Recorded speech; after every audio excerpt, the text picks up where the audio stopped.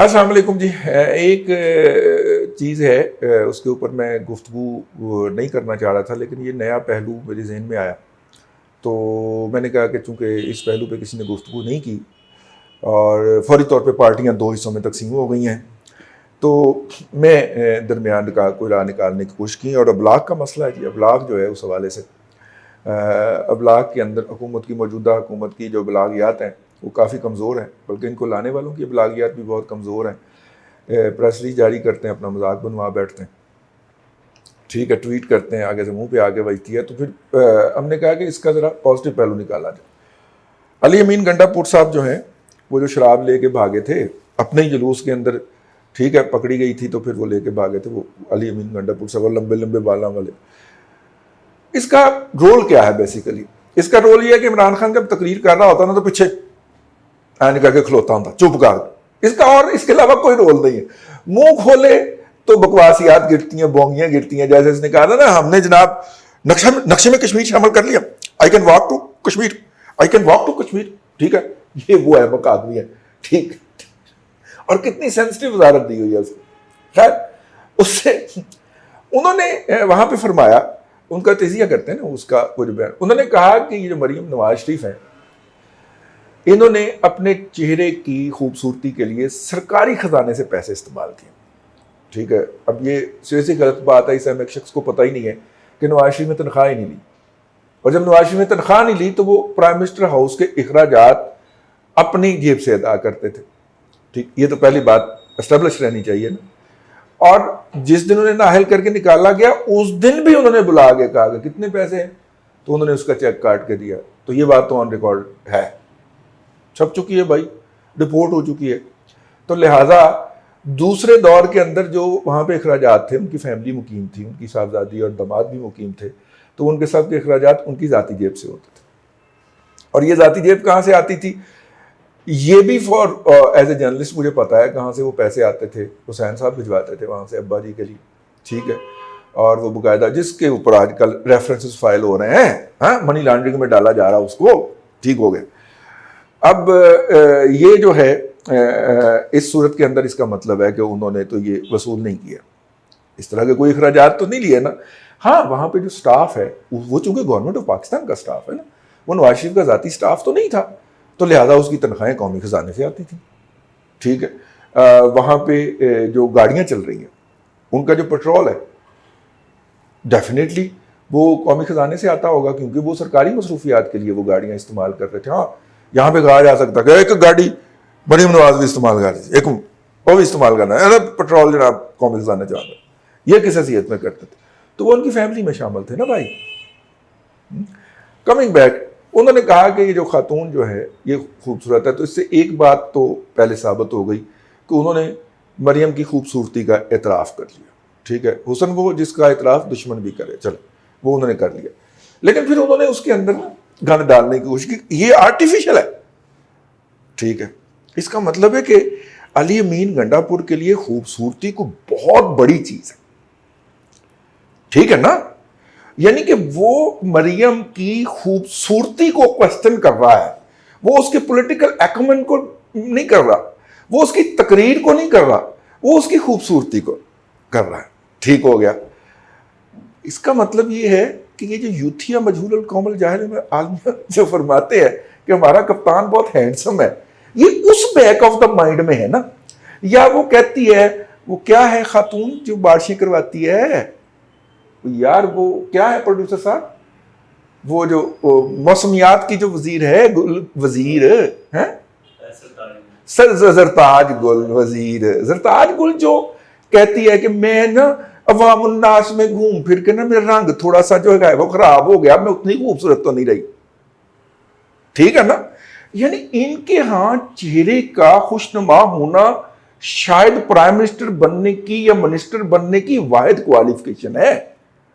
آپ ذہنی بانجھ پن کی یا کردار کے گھٹیا پن کا اندازہ فرمائیے، تبھی تو وہ دوسرے کی پولیٹیکل نیریٹو کے اوپر حملہ آور ہونے کی بجائے یا اسے کاؤنٹر کرنے کی بجائے وہ حکومتی وزیر جو ہے وہ مریم نواز شریف کی خوبصورتی پہ حملہ آور ہو رہا ہے. نمبر 1.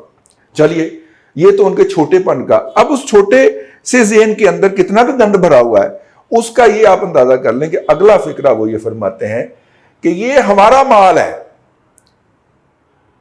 اب ہمارا مال سے دو کونوٹیشن ڈرا کی جا سکتی ہیں, ٹھیک ہے, جو کہ ڈرا ہوئی ہیں اور جس کے اوپر خواتین نے بڑا اسٹرانگلی پروٹیسٹ کیا ہے. ہمارا مال سے مراد یہ ہے کہ مریم نواز شریف ہمارا مال ہے. آپ اخلاقیات کے کس معیار پہ یہ بات کہہ سکتے ہیں؟ وہ ایک خاتون ہے, ایک فرد کے طور پہ بھول جائیں کہ وہ نواز شریف کی صاحبزادی ہے. آپ کسی خاتون کو یہ جس کے ساتھ آپ کا کوئی لیگل, کوئی کانسٹیٹیوشنل, کوئی آئلی, کوئی غیر آئلی تعلق ہی نہیں ہے, آپ اس کو کہیں کہ یہ ہمارا مال ہے, اس پہ تو قتل ہو جایا کرتا ہے. جس قبائلی سوسائٹی کی آپ نمائندگی کرتے ہیں, یہ اب تو سارے یہ گھٹیا قسم کے قبائلی ذہن ہی ہے نا یہ پی ٹی آئی کے اندر. جس قبائلی مائنڈ سیٹ کی, گھٹیا مائنڈ سیٹ کی آپ کرتے ہیں, اس پہ تو دوسری طرف سے ڈھاز ہوا کرتا ہے. علی امین گنڈا پور کو پتہ ہی نہیں ہے, مخالفین کو چھوڑیں آپ, ٹھیک ہے. علی امین گنڈا پور کو انویسٹیگیٹ کریں تو تیسرے چھتر پہ آپ کو کے پی کے میں ہونے والے خودکش حملوں کی پوری ٹریل مل جائے گی, پوری ذمہ داری کے ساتھ کہہ رہا ہوں. تیسرا چھتر, اس سے زیادہ نہیں, ٹھیک ہے نا. میرا خیال ایک آدھ تھپڑ ہی کافی ہوگا اس کے لیے, یہ پتہ چل جائے گا آپ کو, ٹھیک ہے. میں اس سے زیادہ نہیں کچھ کہہ سکتا, بہت سینسٹیو انفارمیشن ہے جو میرے پاس ذرائع کے حوالے سے پہنچی تھی, اور ہم نے کہا یار ٹھیک ہے, ان کی اپنی لوکل پالیٹکس کے ڈائمنشنز ہیں. پھر خاتون کو برہنہ کر کے موصوف کے قریبی عزیز نے ایک گاؤں میں گھمایا تھا, وہ تو سٹوری آپ کو یاد ہی ہوگی, اور کچھ نہیں ہوا اس کا. یہ اتنے گھٹیا لوگ ہیں, کچھ نہیں ہوا اس خاتون کا بیچاری کا, اس کی خبر ہی ڈبوا دی گئی, ٹھیک ہے. اور اس کے بعد پھر اور بھی بڑی بڑی داستانیں ہیں, بیان کرتے جائیں اتنے کبھی قسم کے, لیکن یہ اپنا مال ہے. یار کیسے کر لیتے ہو ایسے, ٹھیک ہے نا, کیسے کر لیتے ہو یار, اتنی گھٹیا پن کی گفتگو کیسے کر لیتے ہو؟ یہ ہو سکتا ہے تمہارے ڈیرے پہ بیٹھ کے اس طرح کی بکواسیات جو ہے وہ چل جاتی ہو, لیکن یہاں پہ تو نہیں چل سکتی. یہاں پہ تو لوگ بیٹھے ہوئے ہیں, کچھ چند ایک نام نہاد میرے جیسے پڑھے لکھے لوگ جو ہیں وہ بھی بیٹھے ہوئے ہیں, وہ بھی اس پہ بات کر لیتے ہیں.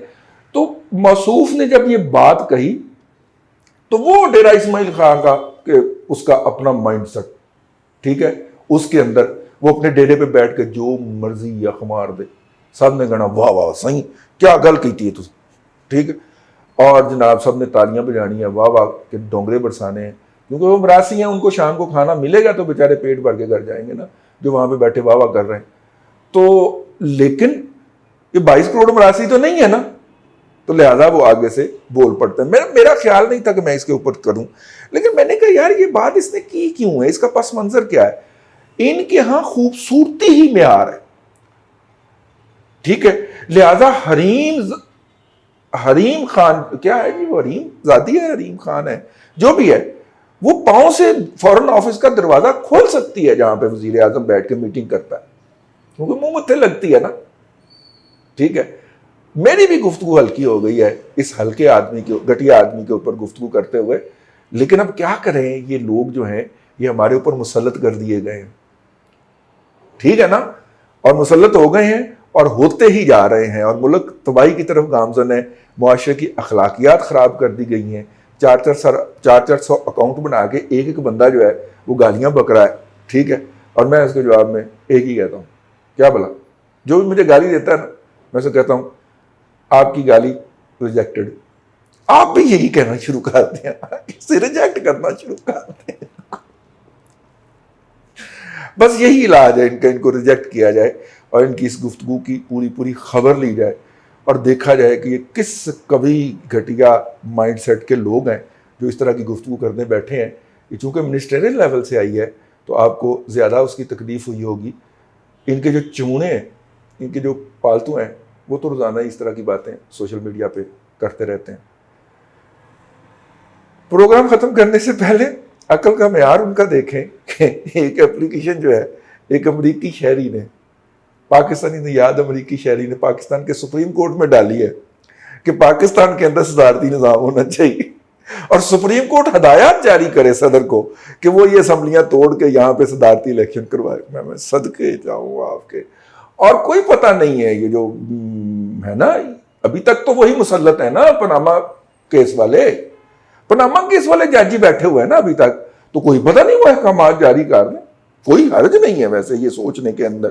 میں سوچ رہا تھا کہ یار ہیں تو سارے وہی، ٹھیک ہے ایک آدھ دانہ ہی کوئی ادھر ادھر ہوگا نا، تو باقی وہ میجورٹی ججمنٹ کے ذریعے ہو بھی سکتا ہے.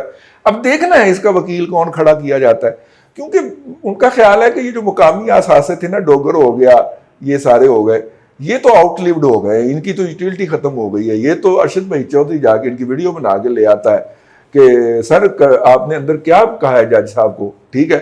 تو اب بیرون ملک سے در آیا جائے، دیکھیں نا شہین صبائی نے بہت کارکردگی دکھائی ہے یار، وہ ہمارا فورن ایسٹ ہے نا. تو اب فورن کے ایسٹ جو ہے ان کو کیا جائے، پلاننگ چیک کرو تو